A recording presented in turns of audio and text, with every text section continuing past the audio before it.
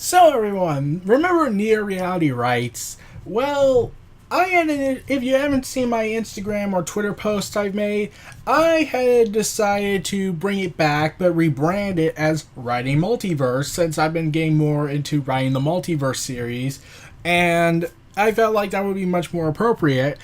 This series is basically me documenting my thoughts and talking about my ideas, concepts, and whatnot for the series of my fan fictions.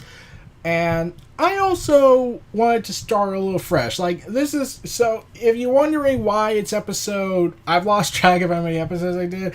I think I did like not 10, so it's nearing that range. So if you're wondering why the episode is this number, even though you would probably wonder, wait, what's going on? Why is this called Writing Multiverse, but I've never seen this video on your channel?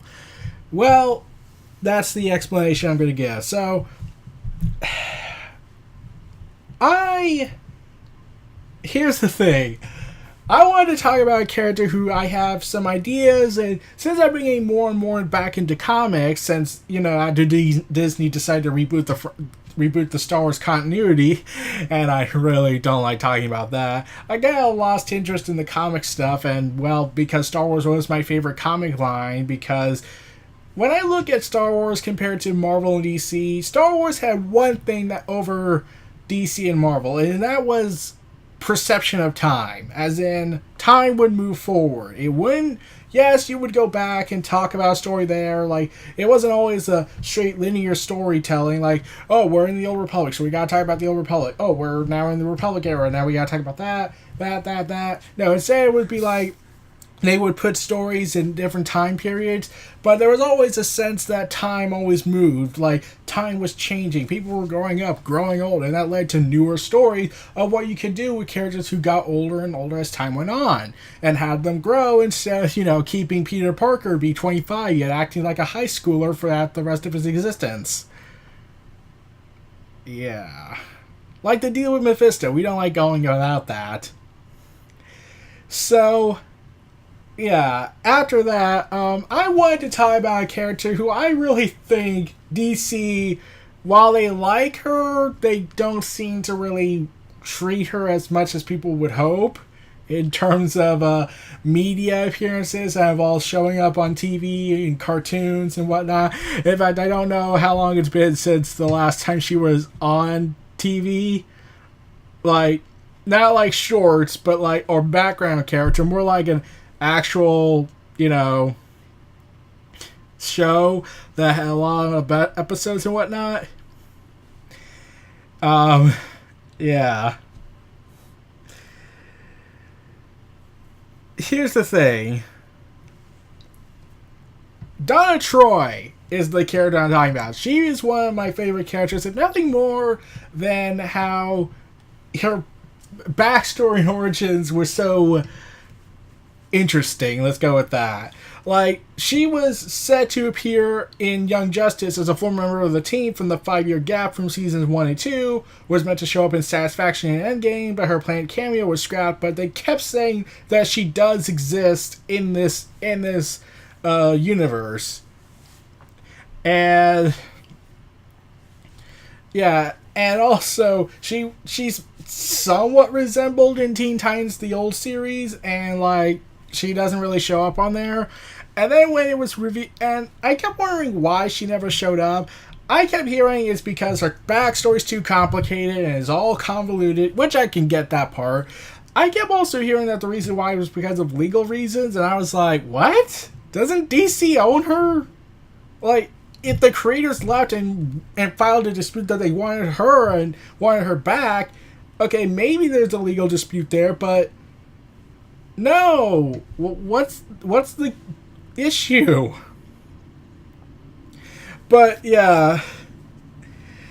So, and if you see my fanfiction.net stories I've published, I'll link them in the description. I've always been an idea guy that thinks I should take stories and peel off the layers of it, like and offer my interpretation spin on things. Like, Obi-Wan and Yoda actually being conspiracy theorists, conspiracy perpetrators who were trying to manipulate Luke to basically be their puppet, or what they tried to do to Ahsoka and make her put Anakin on this leash so he can become the Jedi they want him to be instead of the Jedi he should become. Or, like how I really despise Yoda for a variety of reasons in both the old canon and the reboot, and how I kind of hate the old Jedi Order because of how they're hypocritical assholes at times. Pardon me while I go on to that. So, yeah, this is basically what I was going for. This is why I was coming up with ideas for Donna Troy, like, also known as Troya, or originally Wonder Girl. So, I plan to talk about my viewpoint of the DC and Marvel universes in a future episode, because, yeah, it's a little complicated.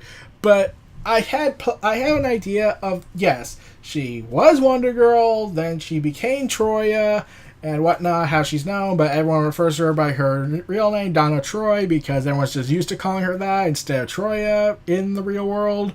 But, yeah. I wanted her to be having a major role in the story. Like there's a point where she and Wonder Woman are planned to be part of this big event where she is basically have been assigned to this mission to help in the formation of the United Republic as a counteract to the rising Neo-Showalter Empire, also known as the Junta at the time. And she actually fights Lord Eric. I actually have her fight Lord Eric, and then I have her star in some interlude stories, if you don't know what I mean by that. These interlude stories are my way of more expanding the world and expanding the new multiverse universe, and basically showing battles with side characters and characters who probably won't get a major role in the story. It's my way of trying to make it feel like there's a lot of people, like this is a big deal. This is a great universal war. This has to be portrayed as a big deal, instead of just focusing on a small cast of characters and then just bringing these people in like the background. But yeah, I really do find Donna Troy's backstory interesting. Like, okay, and by interesting I mean really complicated, and I'm wondering why couldn't they just keep the old origin story? Like, okay, there are numerous retcons they did where basically she was supposed to be a girl that Wonder Woman saved, and from a burning building, her parents were killed in the fire, I believe. They go ahead, bring her to Themyscira. She's trained under Wonder Woman, and the Amazons raised there, and the gods eventually granted her similar powers to Wonder Woman. Okay, nice, simple, effective. And then Crisis on Infinite Earths happened, and Wonder Woman didn't land in the world of man until a little bit later, so they had to revise that, go with the Titans of Myth, and have her memories erased for some reason. Okay. And then they went with mirror image duplicate of Wonder Woman, created by the Amazon sorceress, using a spell to give life to Diana's reflection so that the young princess would have an age-appropriate friend. What? And then, like, Dark Angel, which is a horrible name. I would have went with Fallen Angel, but then they would have went religious on that. Who kidnaps her, forces her to live multiple lives that all are revealed later to be part of the multiverse, and like, oh my god, there's so much complications, and then they give her another backstory, and once again another retcon, and then in the New 52, they had two conflicting ideas with her that were like, this shows that there was no idea what to do with her or the DC reboot in general. They had two different ideas.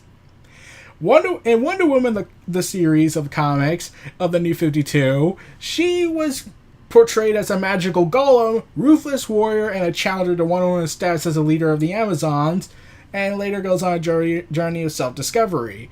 In Titan's Hunt, this is the same Donna Troy, I must stress, alongside the other former Teen Titans, to rediscover memories of childhood heroism with the Teen Titans, which should technically be impossible. Because she's a... And then, just to go ahead and confound this reboot problem with her further, They go ahead in the Rebirth relaunch that the storyline, The Lies of Wonder Woman storyline, reveals that the savage depiction of Themyscira and the Amazons in New 52 Wonder Woman. Okay, yeah, I'd rather not go into what I learned about that. Series in which Diana is made the Queen of the Amazons and the God of War and has Donna reinvented into a mass murdering villain is in fact an illusion created by the Olympians to keep her away from the real island. And then a later Titan storyline clarified that Donna is still a magical golem created to destroy Wonder Woman with fake memories created by the Amazons. And like, she's devastated and then like, oh my god! Yeah, you can tell that this was a complicated problem here. They couldn't just do one origin story. They had to do like a million of them. Yeah. Also, they tried to go in and say that the universe was trying to find a way to make her work. And the reason why they had such a problem trying to get Donna Troy's mythos correct and how to fit her into the DC universe. Okay, here's the thing. The complicated part was this. And considering Multiverse has a basically tear down the fourth wall and acknowledge that they're not real in one universe, they're fictional characters. That's the main premise. Like, the multiverse is basically where humanity made all these stories and they exist in the multiverse. Someone told me that this is like the anime series in Japan, Recreators, which doesn't have an English dub because I would be interested in that to watch it. But yeah.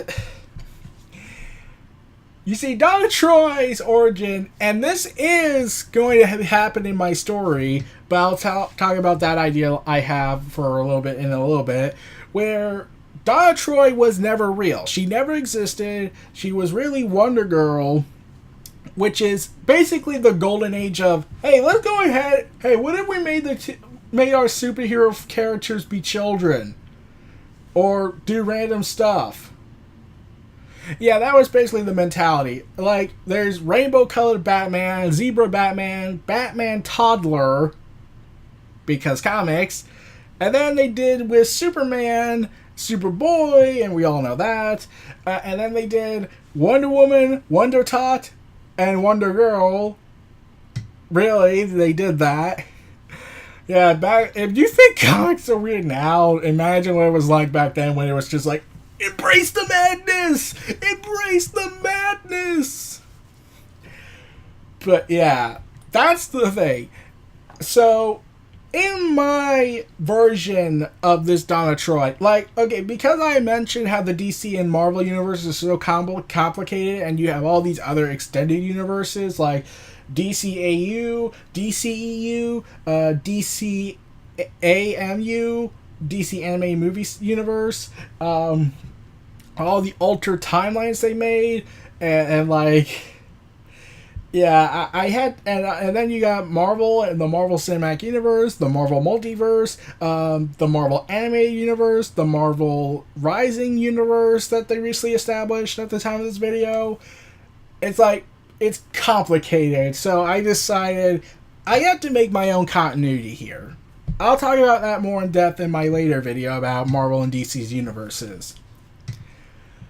So back to Donna Troy. Like, in this universe, I wanted to bring in the whole Young Justice show, but I had to most likely change it just to go ahead and like get things right the way I want it to.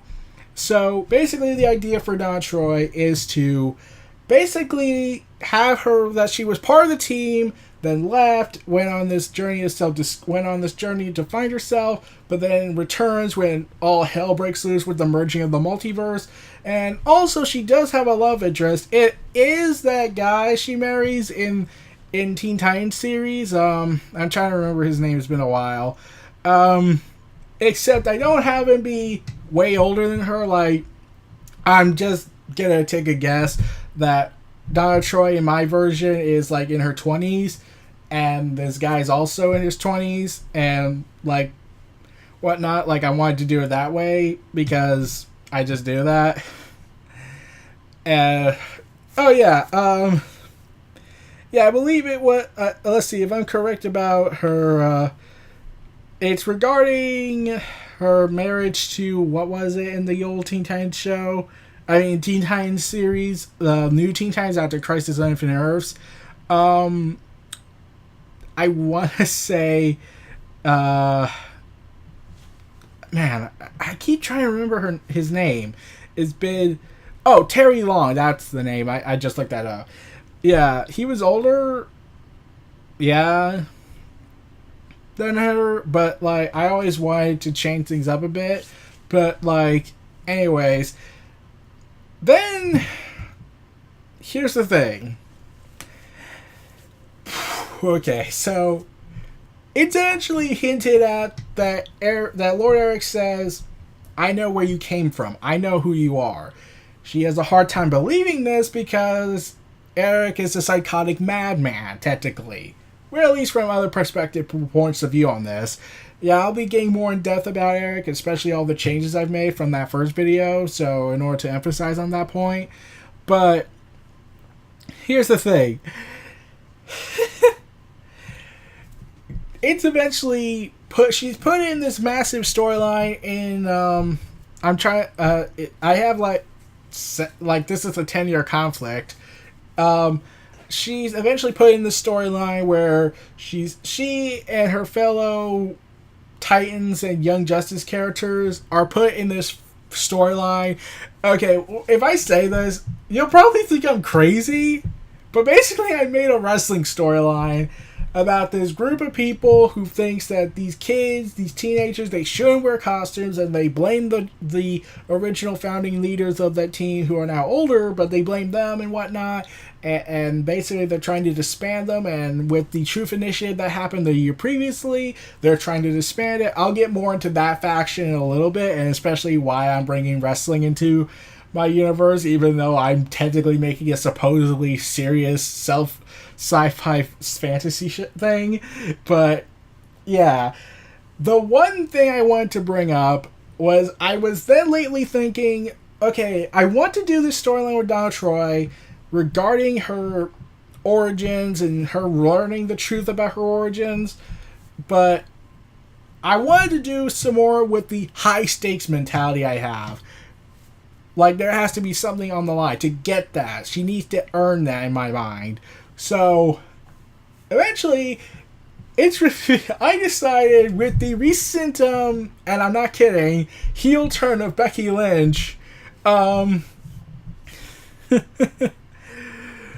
yeah, the recent heel turn of Becky Lynch, or at least WWE's interpretation of what is a heel, happened, and I was really liking this darker attitude Becky Lynch was showing. I was thinking, hey, how about we do Becky Lynch versus Donna Troy? And the stake is if Donna Troy wins, Eric will tell her the truth about her origins.